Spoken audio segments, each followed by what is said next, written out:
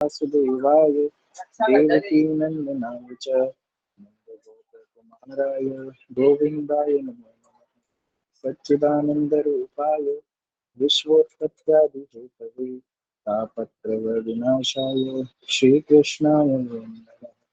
श्रीरामाय वयं नमः। श्रीदेवाय वयं नमः। श्रीकृष्ण चैतन्य प्रभु नित्यानंद श्री अद्वैत गदाधर श्रीवासादि पंचतत्त्वात्मकं कृष्णं भक्तरूपस्वरूपकं भक्तावतारं भक्ताख्यं नमामि भक्तशक्तिकम्। अहो भाग्यं गौरमार्गानुवर्तिनं देवो राधारमण देवत्र यद्गुरुर्भवमञ्जरी गौराङ्गसुन्दरशचीनयनाभिरामं राधावजीन्द्रतनयो भयरूपमेकं गोपालभट्टकर्णाकृतिकृष्णदेवम् अभीष्टनिधे आजानुलम्बितभुजौ कनकावदातो सङ्कीर्तनिकापितरो कमलायताक्षो विश्वम्भरो द्विजवरो युगधर्मपालो वन्दे जगत्प्रियकरो करुणावतारो अनर्पितचरं चिरात् करुणावतीर्णकालो समर्पयित्मनस्तोज्ज्वलं रसां स्वरूपश्रियं हरिः पुरत्सुन्दरदितिपदं सन्दीप्तिः सदा हृदयकन्दरे स्फुरतः वशचिन्मनः। हरे कृष्ण कृष्ण कृष्ण हरे हरे हरे राम राम राम हरे हरे। श्री राधा लाल की जय। श्री राधा लाल की जय।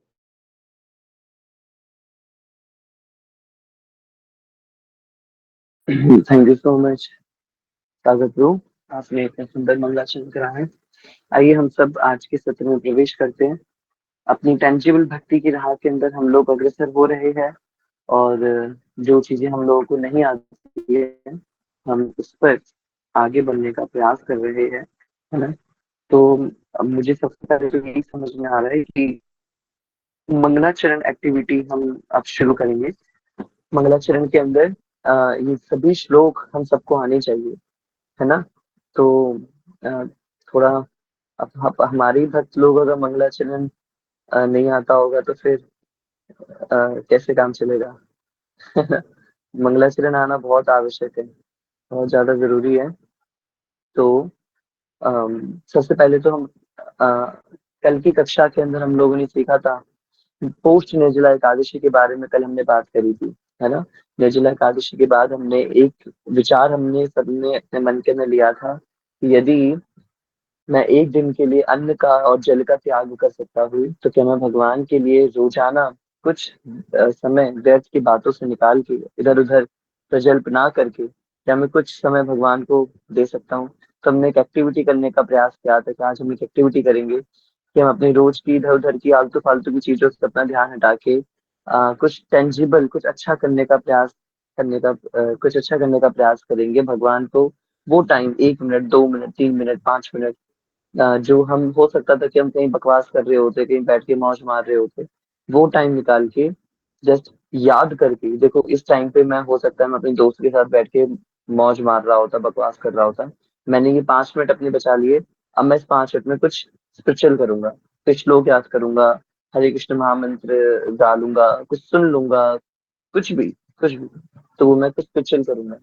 क्या आप में से कोई कर पाया ऐसा कुछ? कल हमने एक एक्टिविटी ये ली थी करने के लिए, तो आप में से कोई कुछ कर पाया? वेरी गुड, श्रद्धा कर पाई। और कोई कर पाया?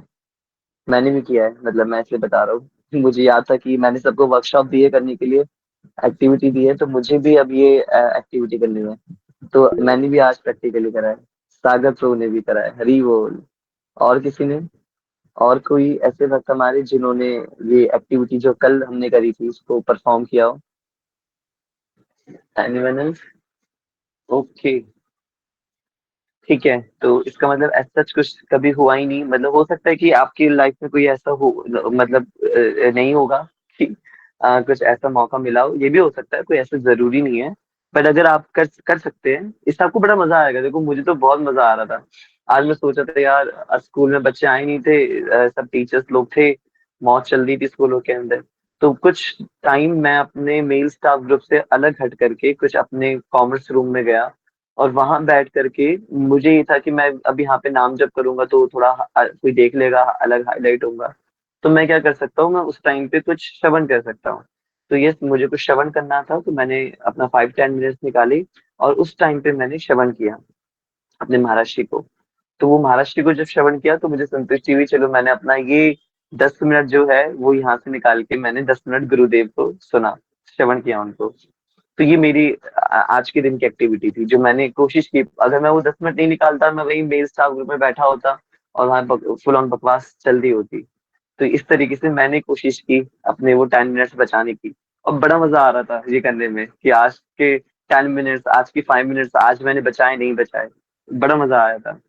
तो आप सब भी इसको ट्राई करिए, आपको बहुत अच्छा लगेगा, कुछ टेंजिबल चेंजेस आएंगे। मैं जानना चाहूंगा हमारे और भी भक्तों से कि उनके क्या क्या एक्सपीरियंसेस रहे।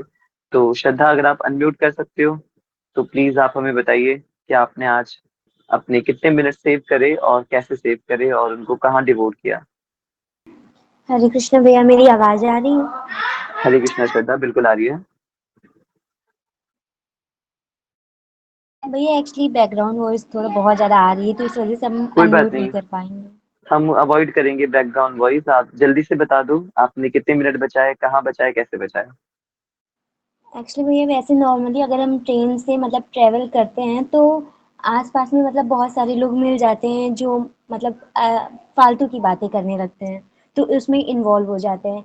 बट आज जब हम मतलब वहाँ, वैसे तो आज हम घर आए हैं लखनऊ से, तो उतनी देर की टाइमिंग में अप्रॉक्स 2.5-3 घंटे, तो उस टाइम हमने सिर्फ और सिर्फ हरि नाम जप किया है बस, और कुछ भी नहीं किया है। हमने किसी से भी कोई बातें नहीं की है। क्या बात है, क्या बात है, क्या बात है, बहुत सुंदर। बात तो बस 5-10 मिनट की हुई थी, आपने तो पूरा 2.5 घंटा सेव कर लिया। क्या बात है। श्रद्धा जी ने बहुत अच्छी बात बोली कि ये तो हम लोग जब ट्रैवल कर रहे होते हैं तो अक्सर हम ट्रेन के अंदर नज़ारे देख रहे होते हैं, अपना फोन चला रहे होते हैं, इंस्टाग्राम वगैरह रिप्लाई कर रहे होते हैं, या अपने आस पड़ोस के पैसेंजर से बात कर रहे होते हैं, जो संग में जा रहे हैं उन लोगों से बात कर रहे होते हैं, या फिर हम सो जाते हैं। इस तरह की बहुत सी एक्टिविटीज हम करते हैं। पर ये सब कुछ ना करते हुए अपना टाइम वहां से सेव करके श्रद्धा ने अपना वो पूरा टाइम, वो पूरा 2.5 घंटे का समय हरि नाम के अंदर डिवोट करा। बहुत सुंदर, बहुत सुंदर, वेरी वेरी गुड श्रद्धा बेटा, बहुत अच्छे। थैंक यू सो मच, आपने इतना वंडरफुल एक्सपीरियंस हमसे शेयर करा। मैं निवेदन करूंगा सागर प्रभु जी से कि वो हमें अपना एक्सपीरियंस शेयर करे, उन्होंने आज अपना कितना टाइम बचाया, कैसे बचाया और कहाँ बचाया।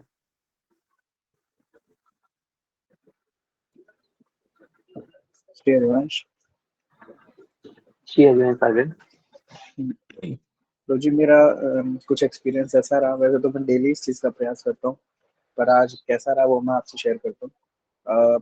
ऑफिस में कुछ देर के लिए लंच के बाद मेरे जो दोनों सीनियर हैं जिनको मेरी रिपोर्टिंग है, वो ऑफिस में नहीं थे और मैं अकेला ही था। वो कुछ देर के लिए बस बोल के गए थे कि सागर हम अभी आ रहे हैं आधे घंटे के लिए, तो देख लियो, मतलब संभाल लियो ऑफिस। तो ऑफिस में मैं बैठा रहा। अब बैठे बैठे मैं कुछ भी कर सकता था, मतलब ऐसे इंडिपेंडेंट फील हो रहा था कि यार कुछ भी, मतलब गाना सुन लो, कुछ भी कर लो, भजन सुन लो।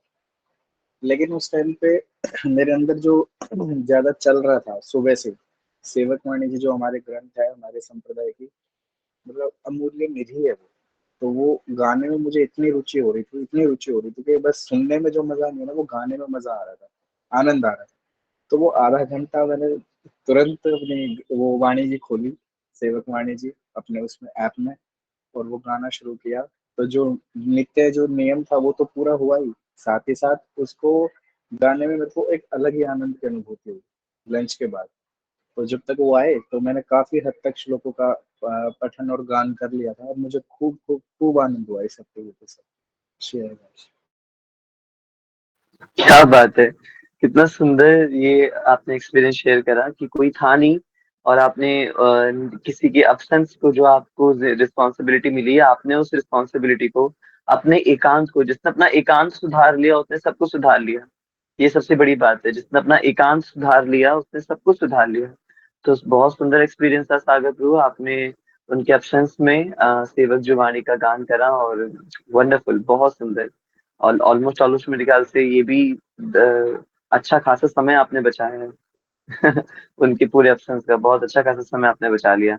Thank you so much Sagar bro, आपने ये शेयर करा एक्सपीरियंस हमसे। कोई और भक्त शेयर करना चाहेंगे अपना कोई टेंजिबल एक्सपीरियंस जिन्होंने आज करा हो?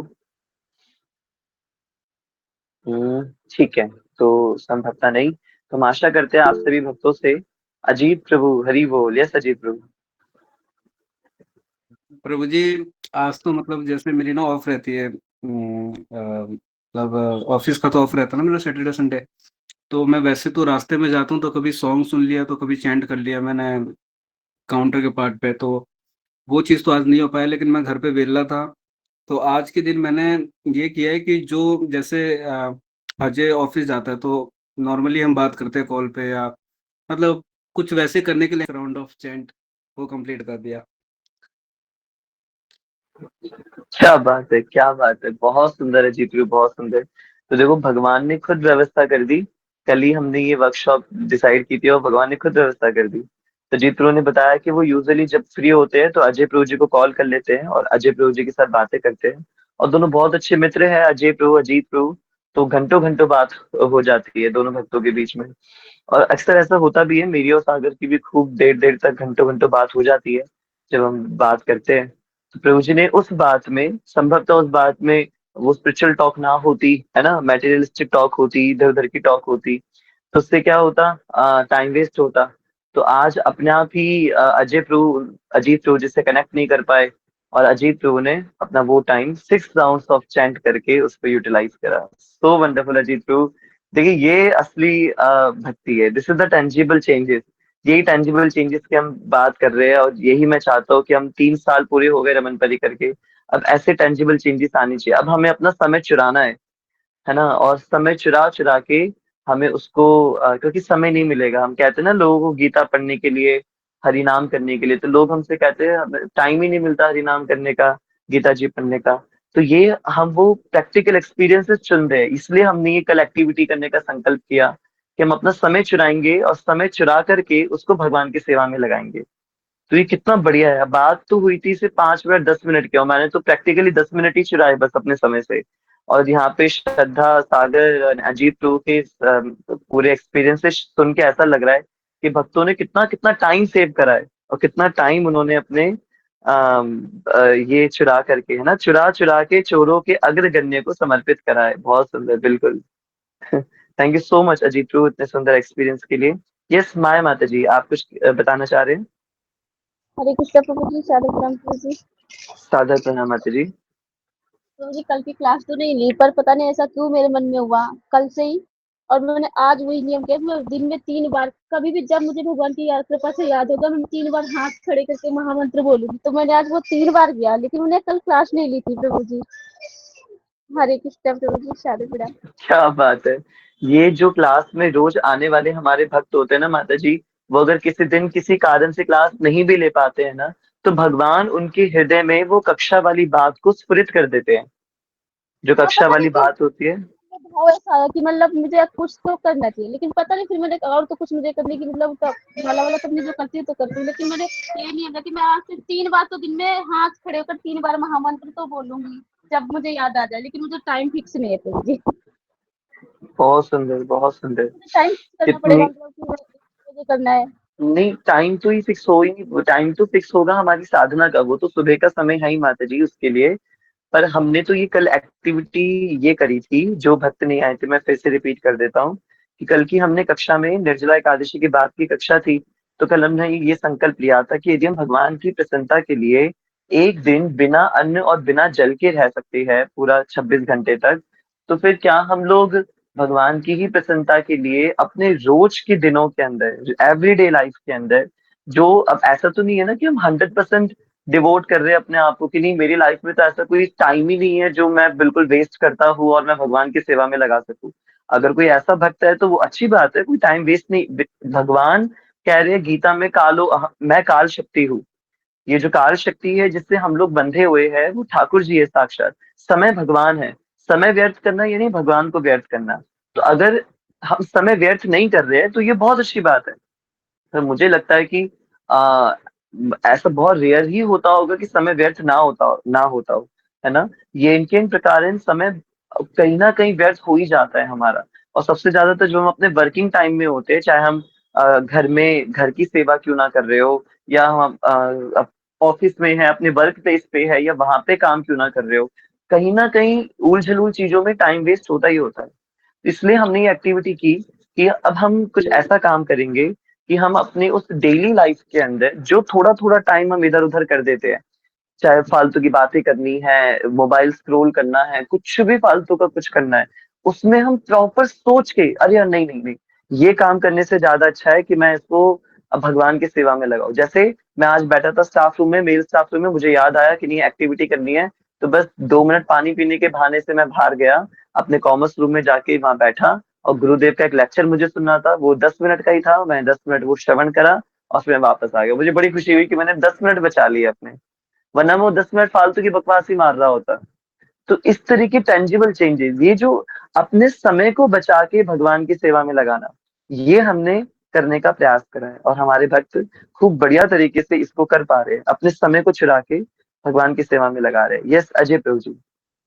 अजय प्रभु जी के लिए मैं ये भी बताना चाहूंगा कि अजय प्रभु आज मेरे घर पे आए थे सुबह सुबह, और विशेषतः प्रभु जी, ये हमारे भक्तों में जेन्युइनली बहुत सेवा भाव सच में बढ़ रहा है, और हम इसके लिए हृदय से अप्रिशिएट करना चाहेंगे अजय प्रभु को कि वो सुबह सुबह घर पे आए, और स्पेशली मैं उस समय पे स्नान करने ही जा रहा था, और प्रभु जी घर पे आए और उन्होंने बताया कि वो सागर प्रभु जी की माला लेने आए हैं, बीड बैग लेने आए हैं सागर प्रभु जी का, जो माला झोली प्रभु जी की छूट गई थी दुर्गेश्वर के घर पे, तो मेरे पास थी, तो अजय प्रभु जी स्पेशल उसको लेने के लिए आए थे।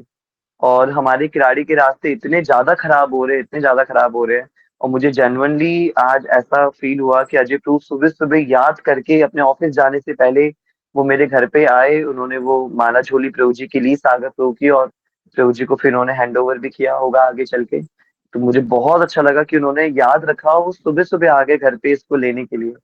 तो thank you so much, thank you so much Ajay प्रभु जी, हरे आपने कृष्णा इतना ज्यादा हरे चाहिए। कृष्णा।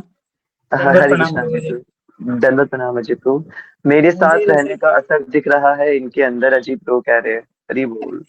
बिल्कुल बिल्कुल संगति का बिल्कुल अच्छा असर हो रहा है, मैं तो ये कहूंगा। यस अजय प्रभु प्रभु बताइए। जी, जैसे कि सब कह रहे हैं, अगर चोरी की बात है तो आज चोरी मैंने भी की है थोड़ी सी। कि आज हुआ अच्छा ऐसा कैसे? कि मतलब शनिवार का दिन ऐसा होता है मेरा कि मुझे ऐसा फील होता है कि आज मेरे ऑफिस में कोई नहीं आएगा, आज मैं ऑफिस में अकेले रहूंगा। बट आज हैक्टिक इतना हुआ कि आज मैं पहले तो मैं सुबह अपनी माला नहीं कर पाया आज। तो फिर मैंने सोचा कि चलो कोई बात नहीं, मैं ऑफिस में अपना टाइम निकाल के मैं वहाँ अपनी माला कंप्लीट कर लूंगा। बट हुआ ऐसा ही कि मैं ऑफिस पहुंचा हूँ और देख रहा हूँ 1 घंटे बाद मेरे तीनों बॉस ऑफिस में आ गए हैं। तो उनको देख के तो मैंने बस यही सोचा है कि आज हो गया कल्याण, आज मैं माला नहीं कर पाऊंगा, क्योंकि अब वो सब रहेंगे तो मुझे काम सारा देखना पड़ेगा, सब कुछ करना पड़ेगा। और सच में हुआ भी ऐसा है कि जब तक वो थे ऑफिस में तब तक इतना काम था कि मैं पानी भी ढंग से नहीं पी पाया।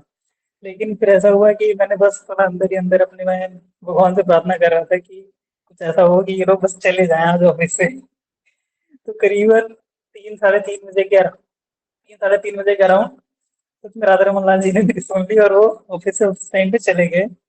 तब जाके मेरे थोड़ी शांति हुई और फिर मैंने कहा कि चलो टाइम मिल गया मुझे अपनी माला कंप्लीट करने का। तो मैंने आज फिर अपनी माला एटलीस्ट मतलब डेली की मैंने अपनी माला कंप्लीट कर ली। बहुत सुंदर, क्या बात है। एक विचार आ सकता था कि सुबह से बॉस आए हुए थे तीनों और उन्होंने खूब तांडव करा है सर के ऊपर, तो अब मैं घर जाके ही माला कर लूंगा, इतना क्या भड़क लेनी। तो चलो अजीत को कॉल कर लेते हैं, थोड़ा मन फ्रेश हो जाएगा। अजय प्रभु के मन में ये भी बात आ सकती थी, पर ये बात ना आकर के अजय प्रभु ने विचार किया कि नहीं, मैं हरिनाम माला अपनी पूरी करता हूँ, नियम है मेरा। और ये कितने आनंद की बात है कि हमारे भक्तों ने जो नियम लिया है, उस नियमों को भक्त लोग किसी भी हालत में पूरा करने का प्रयास कर रहे हैं। तो अजय प्रो ने भी वृंदावन यात्रा के बाद माला परचेज करी, और माला परचेज करके प्रॉपर बीड बैग परचेज करा, और वो वृंदावन यात्रा के बाद से मैं सभी भक्तों को बताना चाहूंगा कि वो डेली हरिनाम माला कर रहे हैं। प्रॉपर उन्होंने माला करनी सीखी, कैसे माला की जाती है, हरे कृष्ण महामंत्र पे कैसे चैंटिंग होती है, और वृंदावन यात्रा के बाद वो डेली हरे कृष्ण महामंत्र का चैंटिंग अजीत प्रभु जी माला जी पर कर पा रहे हैं। तो ये बहुत अच्छी बात है, बहुत अप्रिशिएटिंग और बहुत एनकरेजिंग, हम सबको खूब उत्साह देने वाली बात है ये। वो बात भी आई थी प्रभु जी, बट मे बी माला कंप्लीट करने के बाद इन्होंने किया था कॉल, रियली अप्रिशिएट। हाँ, माला कंप्लीट करने के बाद कॉल किया, बिल्कुल बहुत अच्छी बात है। पहले कॉल नहीं करा, पहले माला को प्रायोरिटी दी, उसके बाद उन्होंने कॉल करा। बहुत सुंदर, thank you so much Ajay bro, thank you so much. प्रभु जी ऐसा है ना कि जैसे माला भी अब मैंडेटरी हो गई है ना, तो ऐसे हमारा कॉल भी थोड़ा हाँ, मैंडेटरी हो गया है। बहुत आपने ये बात बहुत अच्छी कही कि माला मैंडेटरी हो गई है। माला मैंडेटरी ही होनी चाहिए लाइफ के अंदर, जैसे बाकी सारी चीजें कहीं ना कहीं कंपलसरी होती है। तो एक बार को बाकी सब चीजें थोड़ी बहुत आगे पीछे हो जाए चल जाएगा, माला ही मैंडेटरी होनी चाहिए। ये बहुत सुंदर बात आपने बोली, बिल्कुल अजय प्रभु जी। हाँ जी अजीत प्रभु, आप, मुझे लग रहा है इसी रेफरेंस में कुछ कहना चाह रहे हो। प्रभु जी मैं ये कह रहा हूँ कि माला तो मैंडेटरी होगी ना, ये पहले तो नहीं कर पा रहे थे, लेकिन अब आपको मैंने कुछ चीजें आज बताई भी थी कि कल अच्छा अच्छा। शगुन शगुन लेके आ रहे हैं ससुराल से इनके। कि सभी भक्तों को अच्छा मैं ये भी बताना चाहूंगा कि इनकी शादी ऑलमोस्ट फिक्स हो गई है।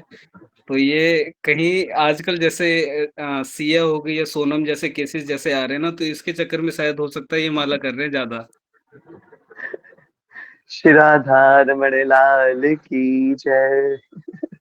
ठीक है, तो अजीत प्रभु जी के इस कथन को थोड़ा भक्त लोग आनंदित होने के लिए ले सकते हैं, ज्यादा सीरियस नहीं ले सकते। तो जो भी है, ये ये थोड़ा नेक्स्ट लेवल पे हो गया। बट मुझे ऐसा लगता है कि नहीं, हमारे अजय प्रभु हृदय से माला करने वाले भक्त है ना। ये तो खैर चलो थोड़ी मजाक वाली बात हो गई। एक अगर मैं माहौल को फिर से सीरियस बनाने के लिए एक बात बोलूं, तो आज महाअवतार नरसिम्हा आ रही थी, और महाअवतार नरसिम्हा में एक बात सीखने को मिली। और बाबा जी महाराज, हमारे वृंदावन के बाबा जी महाराज कई बार ये बात बोलते हैं कि परमात्मा की काल शक्ति के अलावा किसी को कोई नहीं मार सकता। परमात्मा की काल शक्ति के अलावा किसी को कोई भी नहीं मार सकता।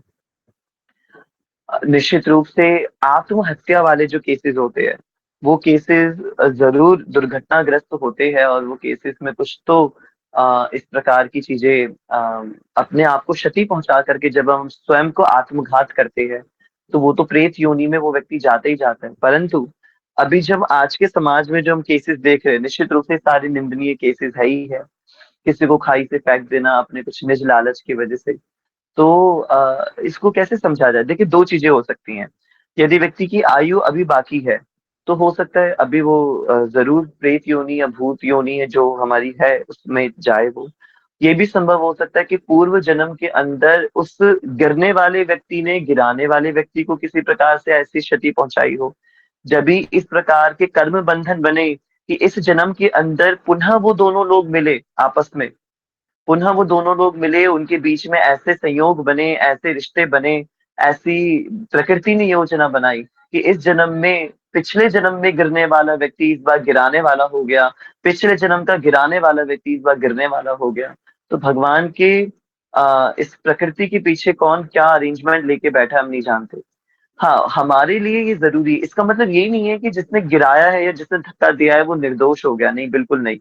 मांस का अर्थ क्या होता है? मांस का अर्थ है माम अंश इति मांसः, मेरा अंश ही मांस है। तो अगर मैं आज मांस खा रहा हूँ, है ना, क्या कह रहे हैं अजीत ध्रुव? तो जी फॉर गॉड से यकीन मानिए, मैंने मल्टीपल टाइम्स महावतार नरसिम्हा देखा, बट ऐसा एक बार भी नहीं हुआ कि मैं वो मूवी देख के रोया ना हूँ। ऑल्दो मर्द जल्दी रोते नहीं, but I am obsessed with this movie. Hari बोल। ये मूवी वास्तव में ऐसी है कि हर कोई व्यक्ति इससे अपने आप को एकदम हृदय से जोड़ पाएगा। आज ही ये मूवी आ रही थी, मैं अपने स्कूल से आया और मैंने देखा सोनी मैक्स पर ये मूवी आ रही थी, महाअवतार नरसिम्हा। और मूवी को आप जितनी बार देखो उतनी बार आप इससे कनेक्ट हो जाते हो, महाअवतार नरसिम्हा से। उसमें मुझे एक बात समझ में आई प्रहलाद जी के चरित्र से, कि परमात्मा की काल शक्ति के अलावा कोई किसी को नहीं मार सकता, है ना। अगर कोई किसी को मार रहा है, कोई किसी को, तो उसका अर्थ क्या हो गया? यस। और भैया, जो अनप्रिडिक्टेबल इंसिडेंट होते हैं उसमें किसी की मृत्यु हो जाए, मैं वही बता रहा हूँ। अनप्रिडिक्टेबल इंसिडेंट्स का मतलब जैसे आप कहीं जा रहे हो, एक्सीडेंट हो गया अचानक से, है ना, या फिर कुछ, मैं ये सब कारण बन जाते हैं कि चलो एक्सीडेंट की वजह से वो व्यक्ति मर गया, या फिर पानी, या फिर मतलब किसी भी कारण की वजह से, जो जो भी कारण हो सकता है, अनप्रिडिक्टेबल एक्सपीरियंसेस आपने बताए, हमारे लिए वो हो सकता है अनप्रिडिक्टेबल हो। पर निश्चित रूप से भगवान की जो योजना है जिसको क्या कहते हैं, ये तो नियति नियति की जो योजना है, नियति की योजना में उस व्यक्ति की मृत्यु उसी प्रकार से हुई होगी या उसी प्रकार से होनी निश्चित होगी। कारण बन जाते ना, प्राण तो निकलनी है। बहुत कम लोग होते हैं जो अपनी स्व इच्छा से बिल्कुल अपने वृद्धावस्था के अंदर जाकर के और बिना किसी बीमारी के अपने प्राणों को त्यजते हैं। बहुत सौभाग्यशाली ऐसे लोग होते हैं। वरना कुछ तो कुछ कारण बनता ही है कि भैया वो हॉस्पिटल में एडमिट था, कि आप हमें पता चले कि कोई इंसान का शरीर शांत हो गया, तो मैं ये पूछेंगे ना कैसे हो गया, कहीं वो बीमार था, हॉस्पिटल में था, कुछ चल रहा था। हम कारण जानना चाहेंगे हमेशा, जबकि मृत्यु का तो कोई कारण ही नहीं है। मृत्यु का किस प्रकार का कारण? मृत्यु तो सबसे बड़ा अटल सत्य है। अगर किसी का शरीर शांत हो गया तो ये तो सबसे बड़ी सत्यता है। इसमें तो कारण पूछना ही नहीं चाहिए हमें, है ना। जिस प्रकार से जन्म एक सत्य है, वैसे मरण एक सत्य है ना। हाँ जी, ये श्रद्धा बेटा।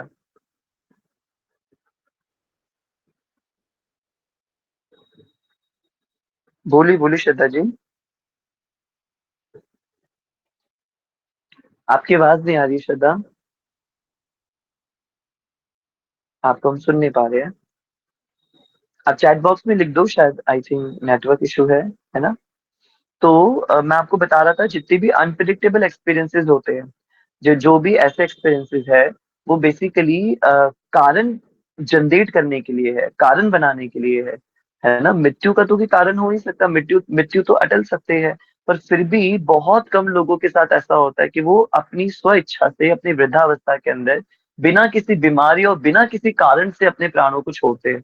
रेयरली हमने अपनी लाइफ में कभी ऐसा सुना हो कि किसी ने बिल्कुल अपनी इच्छा से अपने प्राणों को, मतलब एक प्रकार से वृद्धावस्था थी और इसकी वजह से प्राण शांत हो गए।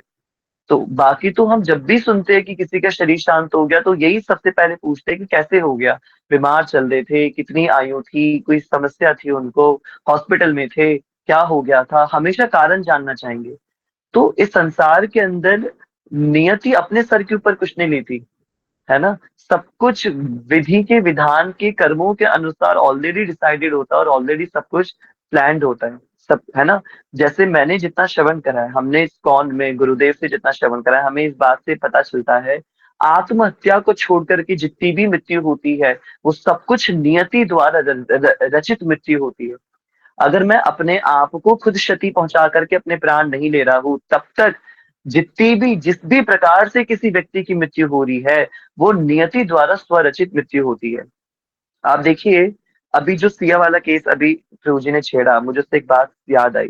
अगर आप उस केस को, डोज न्यूज में आ रहा है, वो जो लड़की थी, उस लड़की ने अपने मंगेतर जो था, चेतन अग्रवाल, चेतन या केतन जो भी नाम था उसका, तो उस लड़के को पुणे के लोहगढ़ किले में, उसको जब फाइनली गिराया था 20 तारीख को, उससे पहले भी वो 2 बार लेकर के गई थी और 2 बार गिराने का प्रयास किया था।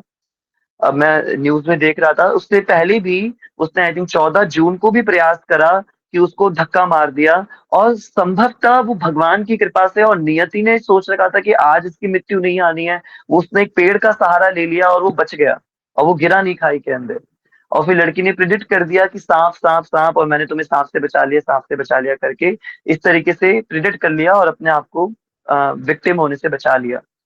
तो इस प्रकार से आप देख देख सकते हैं हम कि मरने को तो वो उस दिन भी मर सकता था, पर उस दिन वो नहीं मरा, है ना। एक विशेष तिथि पर विशेष उससे ही किसी का मरना, है ना। मैं आपको यही तो बताना चाह रहा था।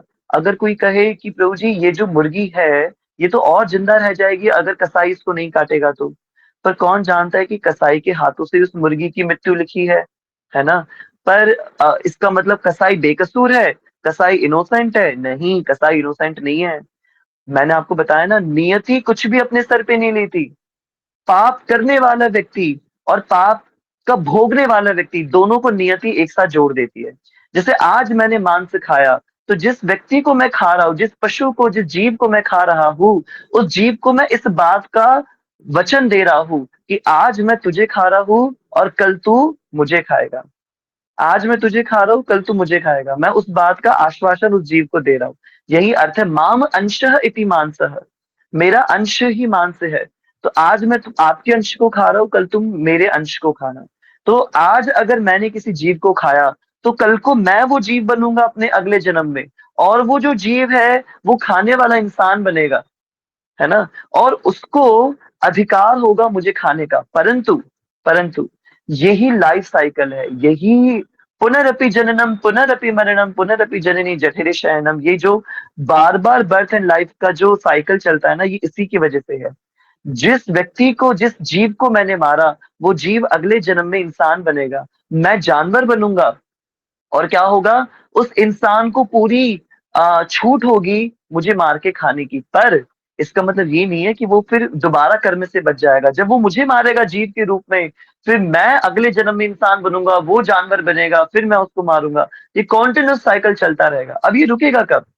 ये रुकेगा कब? जब कोई व्यक्ति, जैसे मान लीजिए मैंने जिस मुर्गी को मार के खाया और वो मुर्गी अगले जन्म में इंसान बनी, और उसको मौका मिला ये चयन करने का कि वो चाहे तो मांस खा सकती है और चाहे तो नहीं खा सकती है, तो उस मुर्गी ने चयन किया, नहीं नहीं नहीं, मैं पाप अपने सर पे नहीं लूंगी।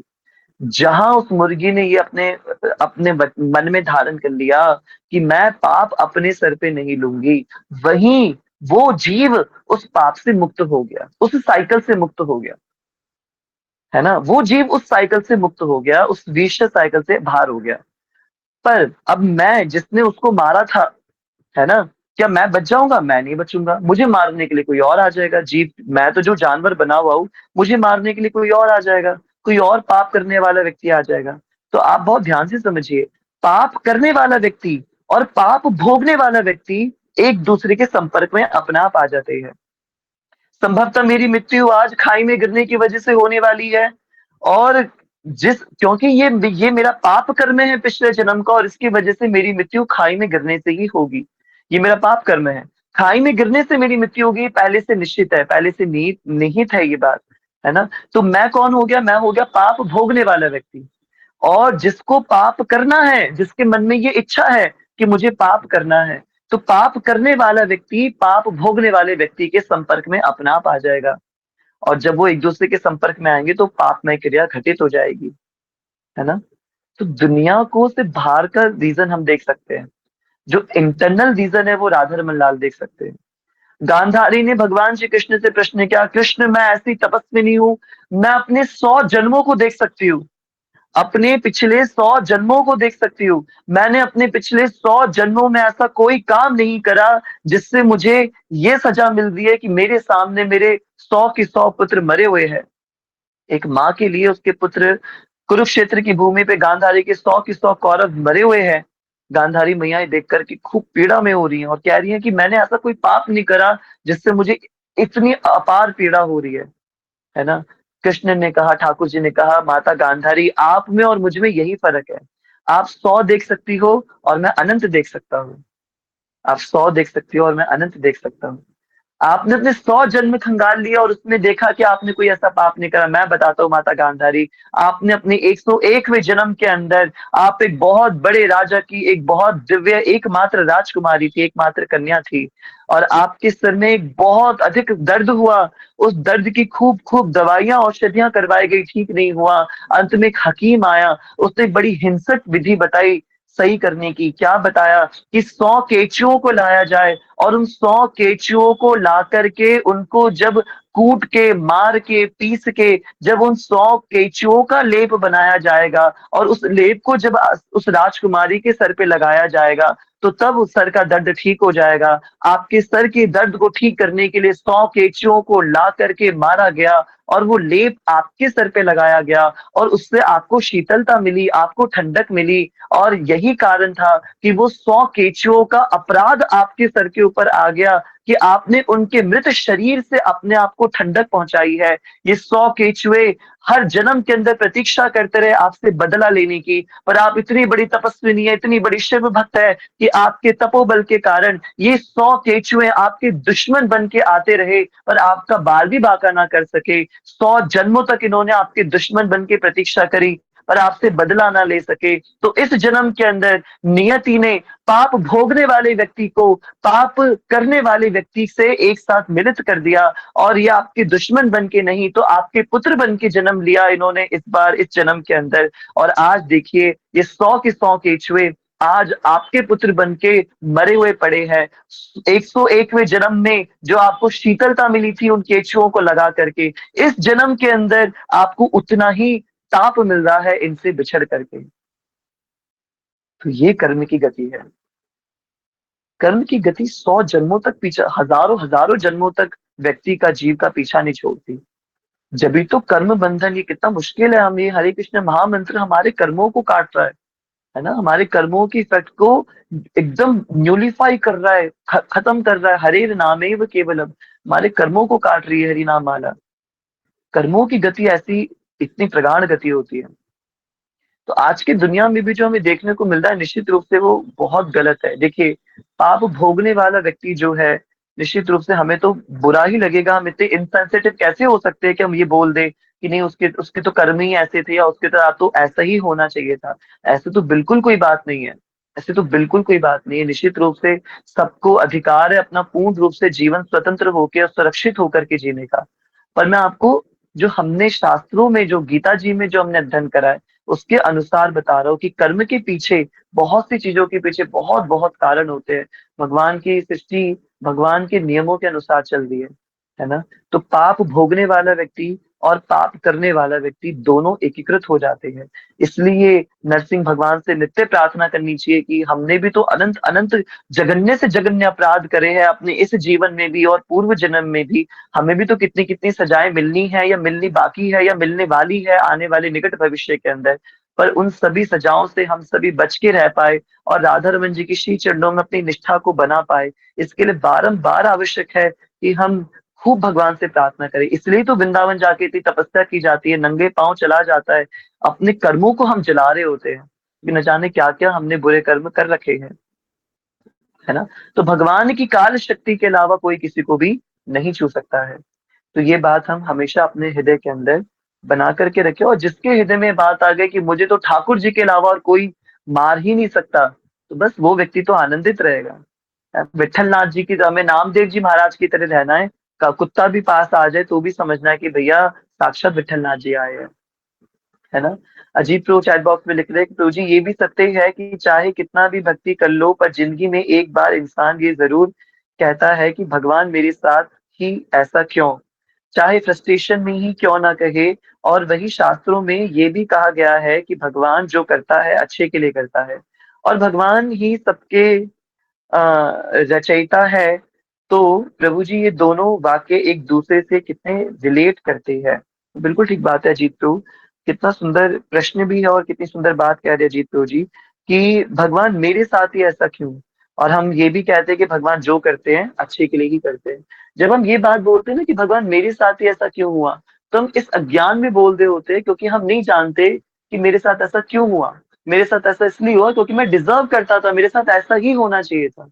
पर उस समय हम अपने आप को इनोसेंट मान के चलते हैं, क्या मैंने तो किसी का बुरा किया नहीं, मैंने तो उसके साथ बुरा किया नहीं, मैंने तो इतना अच्छा व्यवहार किया उसके साथ, तो मेरे साथ ये बुरा क्यों हुआ। क्योंकि उस टाइम पे हम अपने आप को इनोसेंट मानते होते हैं। गांधारी ने यही तो प्रश्न किया ना, कृष्ण मेरे साथ ऐसा क्यों हुआ, कुंती के साथ ऐसा क्यों नहीं हुआ। कुंती के 5 पुत्र, पांचों की पांचों जीवित है, और मैं माता गांधारी, मैं 100 पुत्रों की माता, और मेरे 100 के 100 पुत्र मरे हुए हैं, एक भी पुत्र जिंदा नहीं है, मेरे साथ ही ऐसा क्यों हुआ। तो गांधारी ये क्यों प्रश्न पूछ रही है, क्योंकि अपने आप को इनोसेंट मान रही है। ठाकुर जी जानते ना हम कितने इनोसेंट है कितने नहीं है। कृष्ण एक बात और कहते हैं, कृष्ण कहते हैं माता गांधारी, अपने मरे हुए पुत्र को देख करके जो आप शोक कर रही हो ना, आपको लग रहा है आपके पुत्र मर गए हैं, इनको कष्ट हुआ है, पर ये मेरे सामने मरे हैं। आप नहीं जानते 100 जन्मों से ये बार बार जन्म ले रहे थे सिर्फ आपसे बदला लेने के लिए। आज इनका बदला पूरा हो चुका है और ये आपके बंधन से मुक्त होकर के वैकुंठ पधार चुके हैं। तो हमें ऐसा लग रहा है कि ये लोग बंधे हुए हैं, पर ठाकुर जी कह रहे हैं ये लोग तो वैकुंठ पधार चुके हैं। तो संभवतः कोई व्यक्ति किसी कर्म या किसी चीज की वजह से बंधा हुआ है, और उस बंधन, उस, हम कहते हैं ना कि कोई बात नहीं, चोट लग गई, अरे चलो कोई नहीं, पाप कट गया, पाप कट गया। हमारे साथ होने वाले जो अहित है, भगवान जो करते हैं अच्छे के लिए ही करते हैं, कैसे पता चलेगा। ऐसे ही तो पता चलेगा, यही तो भगवत बुद्धि है कि चलो पैर में कील लग गई, या कुछ चोट लग गई, या कहीं पे कुछ दुर्घटना हो गई, कुछ एक्सीडेंट हो गया, तो चलो भगवान ने जो करा अच्छे के लिए करा। राधा रमन लाल ने वो बंधन काट दिया, वो कर्म बंधन काट दिया, जिस कर्म बंधन की वजह से हमें जन्म लेना पड़ रहा है। हम जन्म क्यों ले रहे हैं, आपको क्या लगता है हम जन्म किराड़ी में पैदा होने के लिए हमने जन्म लिया है। ये नालों में घूमने के लिए हमने जन्म लिया, या फिर हम बहुत अच्छी सोसाइटी में हम रह रहे हैं तो क्या ये लग्जरियसनेस प्राप्त करने के लिए हमने जन्म लिया है? नहीं।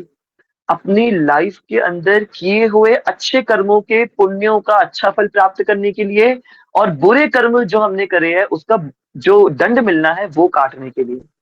एक भक्त ना तो पाप की इच्छा करता है, ना ही पुण्य की वांछा करता है। भक्त ना तो पाप करता है और ना ही अपने अच्छे कर्मों से पुण्य मांगता है, क्योंकि पुण्य भी तो कर्म फल बनाते हैं। पुण्यों से भी तो दोबारा जन्म लेने के बंधन बनते हैं। आप इस बार बहुत अच्छा कर्म करो, है ना, खूब बढ़िया। हमने निर्जला एकादशी पे हमने 1000 लोगों को शरबत सेवा करी, है ना, द्वादशी पे हमने खूब बढ़िया शरबत सेवा करी, खूब पुण्य हमें मिला। और मैं तो चाह रहा हूँ कि मुझे पुण्य मिले, खूब खूब पुण्य मिले। पर उस पुण्य से होगा क्या? दोबारा जन्म लेना पड़ेगा, और दोबारा जन्म लेके मैं खूब पैसे वाले घर में मेरा जन्म हो जाएगा, या खूब यश वैभव मेरा हो जाएगा, मैं खूब फेमस हो जाऊंगा, खूब अच्छा अच्छा हो जाएगा मेरे साथ। तो उसका फायदा क्या है? फिर से वही लाइफ के जंजालों के अंदर, फिर उन पचड़ों के अंदर फंसना पड़ेगा। एक भक्त इसलिए ना तो पाप की वांछा करता है, पाप की तो करता ही नहीं है, ना ही पुण्यों की वांछा करता है ना। एक भक्त वांछा करता है कि मुझे बस येन केन प्रकारेण, भैया अगर मुझे आजकल हनुमान चालीसा बड़ी प्रभावित कर रही है, फिर हनुमान चालीसा की एक पंक्ति याद आती है, हम क्या गाते हैं कि अंत काल रघुवर पुर जाई, जहां जन्म हरि भक्त कहाई।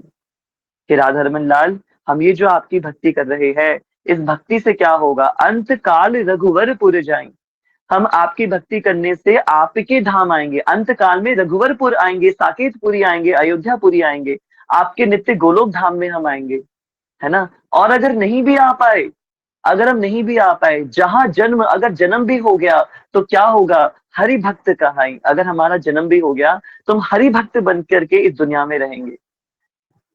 अगर हमारा जन्म भी हो गया तो कहाँ होगा? वृंदावन में जन्म होगा, अयोध्या जी में जन्म होगा, आपके धाम में जन्म होगा, हम आपके धामवासी कहलाएंगे। तो दोनों हाथों में लड्डू है। अंत काल रघुवर पुर जाई, जहां जन्म हरि भक्त कहाई। दोनों हाथों में लड्डू है भक्त के। तो मैं अभी सुन रहा था, महाराज जी बता रहे थे कि लोग गंगा में नहाते हैं पाप काटने के लिए, और आपको सुन के पता नहीं कैसा रिएक्शन होगा, भक्त यमुना में नहाते हैं पुण्य काटने के लिए। पता है आपको ये बात? गंगा जी में नहा के पाप करते हैं और यमुना जी में स्नान करके पुण्य क्षीण होते हैं। पता नहीं आप इस बात को कैसे लेंगे, मुझे नहीं पता, पर हम तो बड़े ये तो भक्तों के लिए तो बड़ी आनंद की बात है। यमुना जी पुण्य प्रदान नहीं करती स्नान करने से। यमुना जी तो भगवान की शुद्ध प्रेम भक्ति प्रदान करती है, और शुद्ध प्रेम भक्ति हमें तब मिलेगी जब हम अपने पुण्यों के वैभव से भी मुक्त हो जाएंगे, पुण्यों वाले वैभव से भी मुक्त हो जाएंगे। तो गंगा जी तो पाप काटती हैं, यमुना जी पुण्य काटती हैं, है ना। हमने तो यमुना जी में स्नान करा, पता नहीं कुछ भक्तों को कुछ डर ना होगा, यार मैंने तो 1.5 घंटा स्नान किया था यमुना में, तो सारे पुण्य क्षीण हो गए होंगे। तो अब पता नहीं आप लोग कैसे लेंगे इस बात को, पर बड़ी आनंद की बात है ये भी, है ना।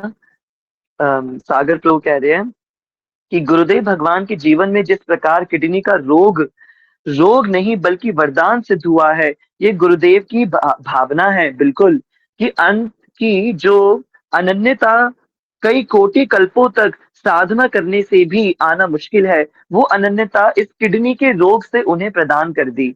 इसे कहते हैं भगवान के द्वारा किया गया प्रत्येक विधान मंगलकारी हो जाता है, होता है, चाहे ये प्रतीत हो कि ये अमंगल है। बिल्कुल सही बात है।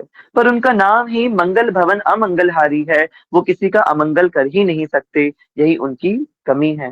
हाँ बिल्कुल ठीक बात है। तो हमें यही समझना चाहिए, सूर्य सब कुछ कर सकता है, किसी का अंधकार नहीं कर सकता, है ना। सब कुछ कर सकता है, अंधकार नहीं कर सकता। उसी प्रकार भगवान सब कुछ कर सकते हैं, किसी का अहित नहीं कर सकते। तो हमारे साथ तो जो ये कुछ ऊपर नीचे चीजें हो जाती हैं, जो हमारे साथ कुछ बुरी घटनाएं घट जाती हैं, वो सब हमारे पाप कर्मों की वजह से। और भक्तों के जीवन में तो भगवान प्रहलाद जी के लिए हिरण्यकश्यप क्या कहता है?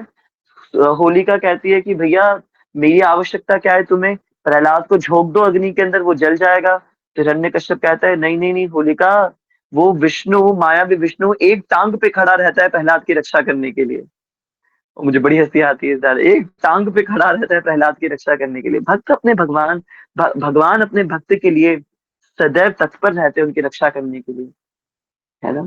खूब बढ़िया पद है कि नीर पीवन हेतु गयो जा नदिया के किनारे, और पग ग्राहने पकड़ियो और जा ठाकुर पुकारे। गजेंद्र मोक्ष के पद लिखते हैं हमारे सूरदास जी महाराज। हे गोविंद, हे गोपाल, हे दयालु निधान। बहुत सुंदर पद है, बहुत सुंदर। हमारे प्राणेश मन प्रभु जी के नवरस महोत्सव में हम लोग गाएंगे इन पदों को। तो किस ग्रहाने पुकारा, और आपको पता है ऐसा वर्णन आता है गजेंद्र मोक्ष के अंदर कि ठाकुर जी जब वैकुंठ से गए तो हाँ सुनाई दिया, हाँ, ऐसा वर्णन आता है। मतलब आचार्य ऐसा बताते हैं। और जब वापस आते हैं, वैकुंठ वापस आते तो थी सुनाई देता है, हाँ थी। संस्कृत के श्लोक के अंदर जब आता है तो इसमें वर्णन आया है कि जब वैकुंठ से जा रहे हैं तो ग सुनाई देता है, और वैकुंठ में वापस आते हैं तो ज सुनाई देता है। गजह, गज का मतलब हाथी। तो लक्ष्मी मैया पूछती हैं, आप जब गए थे तो ग बोल रहे थे, जब आए हो तो ज बोल रहे हो, ये क्या करके आए हो आप? भगवान कहते हैं जितनी देर में भगवान ने गज बोला है ना, गजह, ये गज मुझे पुकार रहे, जितनी देर में गज बोला है भगवान ने उतनी देर में तो भगवान पूरे गजेंद्र मोक्ष करके आ गए। उतनी देर में भगवान महाविष्णु, आप जितनी देर में हाथी बोलोगे ना, हाथी, इतनी देर में ठाकुर जी ने गजेंद्र मोक्ष की लीला जो हुई है ना वो संपन्न कर दी है पूरी। भगवान इतने ज्यादा आतुर रहते हैं अपने भक्त की रक्षा करने के लिए कि वैकुंठ से निकलते वक्त पूरा हाथी भी नहीं बोला उन्होंने। आप हम इमेजिन नहीं कर सकते, कि सब समझ ही नहीं सकते एक्चुअल में ना, मुझे भी नहीं समझ में आ रहा कि ये कैसे पॉसिबल हो सकता है। ये भगवान की अनन्यता, उनकी शक्ति, अपने भक्तों के प्रति उनका अटूट समर्पण है ठाकुर जी का, है ना। बहुत दिव्य बात है। यूं तो आज हमें कक्षा में वैष्णव सदाचार के ऊपर चर्चा करनी थी, खूब मैंने विचार कर रखा था। और हमारे शोभनीय कृष्ण प्रभु जी भी कनेक्टेड है। शोभनीय कृष्ण प्रभु जी, मैं आपको मैसेज करूंगा कल की कक्षा में, यदि राधारमण लाल ने आज्ञा दी। देखो भगवान है कक्षा सुनने वाले, तो जो भगवान बोलते हैं वही कक्षा में होता है वास्तव में। पर फिर भी यस अगर कल सुविधा हुई तो मैं आपको मैसेज करूंगा। कल हम कुछ वर्कशॉप करने वाले हैं, आपको मैं पहले ही सूचित कर दूंगा क्या क्या वर्कशॉप होगी। आप अपना कैमरा ऑन करके वो सब दिखाइएगा कैसे हम वो सब करते हैं, और यस उसकी सामग्री वगैरह पहले ही तैयार कर लीजिएगा, है यस ना। तो कल हम वैष्णव सदाचार का वो कुछ सीखेंगे। आज खूब आनंद हुआ, सब भक्तों ने अपने एक्सपीरियंसेस शेयर करे। प्राणेशमन प्रभु जी भी कुछ अपना एक्सपीरियंस शेयर करना चाह रहे थे, बट फिर बात कहीं से कहीं निकल गई, वो बोल नहीं पाए। प्राणेश, आप कुछ कहना चाह रहे थे? नहीं, ओके, ठीक है। तो जिन भी भक्तों ने आज अपना एक्सपीरियंस नहीं शेयर करा है या एज सच वो एक्टिविटी में पार्टिसिपेट नहीं कर पाए, तो हम उनसे निवेदन करेंगे कि अब ये हमें रोज करना है। रोज ये मैं किसको जिम्मेदारी दूं? श्रद्धा को मैं जिम्मेदारी देता हूँ। श्रद्धा, आपको मुझे याद दिलाना है, रोज हम एक भक्त से पूछेंगे, किसी भी एक से, कि उन्होंने आज के दिन अपना टाइम कैसे बचाया, ठीक है, व्यर्थ की चीजों से, और कैसे उसको भगवान की सेवा में लगाया। तो आपको मुझे याद दिलाना है, हम रोज एक एक भक्त का एक्सपीरियंस लेंगे कक्षा के अंदर। हम अपनी कक्षा में इस चीज को ऐड ऑन कर रहे हैं अब से। तो हम सबसे तो नहीं पूछ पाएंगे रोजाना, पर एक जो भक्त इच्छुक होगा बताने के लिए हम उससे अवश्य पूछेंगे। और हम रैंडमली किसी से भी पूछ लेंगे, अगर कोई बताएगा नहीं, कोई हैंड रेस नहीं करेगा, तो हम रैंडमली किसी का भी नाम ले लेंगे। जैसे अनुभव प्रभु आप बताओ, हरिहर देव प्रभु आप बताओ, हम किसी का भी नाम ले लेंगे, आद्या आप बताओ। तो उस भक्त को फिर अनम्यूट करके बताना पड़ेगा कि उसने अपने पूरे दिन में कैसे अपने व्यर्थ के 5 मिनट को, 1 मिनट को, 2 मिनट को भी बचा करके भगवान की सेवा में इन्वेस्ट किया है। और इसलिए सबको करनी है, एक्टिविटी डेली करनी है। तो खूब मजा आने वाला है, मैं भी करूंगा इस एक्टिविटी को, ठीक है। आप लोग मुझसे भी पूछ सकते हो, भैया आपने क्या किया, मैं भी बताऊंगा इसके बारे में। हम सबको ये करनी है, और श्रद्धा याद दिलाएंगी, ठीक है। और ये हम एड ऑन करते हैं अपने रमन परिकर की कक्षाओं में। एक नई चीज हमने जोड़ दी अपनी कक्षाओं में। तो जिन भक्तों ने भी ये नहीं करा है वो अब रोज करना है। जिन्होंने करा वो तो अब कल भी करेंगे, रोजाना करेंगे। जिन्होंने अभी शुरू नहीं करा है वो जरूर शुरू कर दे, तो आपको बड़ा मजा आएगा। समय चुरा के जब आप भगवान के लिए कुछ कुछ करोगे ना, तो बड़ा मजा आएगा आपको, मैं सच में बता रहा हूँ, ठीक है। और कल अगर राधा रमन जी ने आज्ञा करी तो कल हम, आज ही भी हम करने वाले थे, बट अब आज की कक्षा कुछ हमारी अलग ही हो गई, तो इसलिए हम कल विशेषतः कुछ टेंजिबल करना सीखेंगे। भगवान की अर्चन विधि से संबंधित कुछ मेरे मन में चल रहा है, तो वो आपको हम सिखाने का प्रयास करेंगे। शांत प्रभु जी से उत्तम अधिकारी नहीं है हमारे पास ठाकुर जी की अर्चन विधि या इससे संबंधित अन्य प्रकल्प सिखाने के लिए। तो इसलिए शांत प्रभु जी हमारे संग में रहेंगे और वो हमें प्रैक्टिकली सब चीज सिखाएंगे। आप सब जरूर आइएगा। इसी के साथ साथ आ, एक फाइनल चीज मैं आप सबसे पूछना चाहूंगा मंगलाचरण के बारे में। मुझे बताइए, मैं एक एक करके श्लोक पूछूंगा और कौन है हमारे यहाँ पे प्राणेश रमन। अगर कुछ कहीं टाइप कर सकते हो या लिख सकते हो तो आप प्लीज ये लिख लेना एक एक भक्त के आगे, ठीक है, यानी एक एक श्लोक के आगे। मैं अभी श्लोक बोलूंगा और किसको याद नहीं है ईमानदारी से आपको हैंड रेज करना है और हम आपके नाम लिखेंगे ताकि हम अब प्रैक्टिकली आपको वो श्लोक सिखाएंगे। तो जल्दी जल्दी एक्टिव रहना है, समय हो रहा है, ठीक है। तो मैं आपको पूछूंगा ये श्लोक याद है या नहीं है। याद है तो ठीक है, कुछ नहीं करना। और आप थम्स अप कर सकते हो, याद है तो थम्स अप कर सकते हो, नहीं याद है तो थम्स डाउन कर सकते हो या हैंड रेज कर सकते हो अपना। तो हमें से पता चल जाएगा कि श्लोक आपको याद नहीं है और हम आपका नाम लिख लेंगे। और उसमें कोई संशय की बात नहीं है, कोई शर्माने वाली बात नहीं है। नहीं याद है तो हम आपकी सहायता करेंगे, हम याद करवाएंगे। पर रमन परिकर के हमारे ये 10 बजे वाले भक्तों को सबको पूरा मंगलाचरण याद होना चाहिए। हमारी जिम्मेदारी है हम 1 महीना 2 महीना 3 महीना लेके